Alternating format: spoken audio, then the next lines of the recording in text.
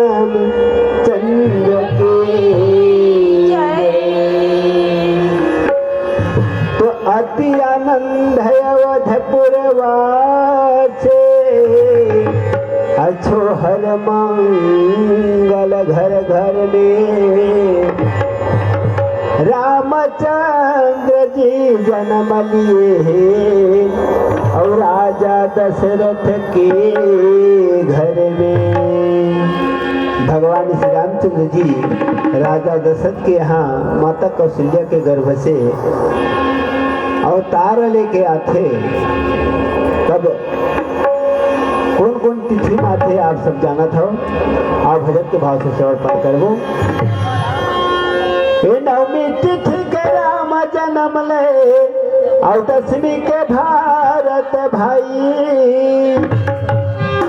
एकादशी के लखन सतुहा एकादशी के लखन सतुहा सखिया लोग गाई अब जाने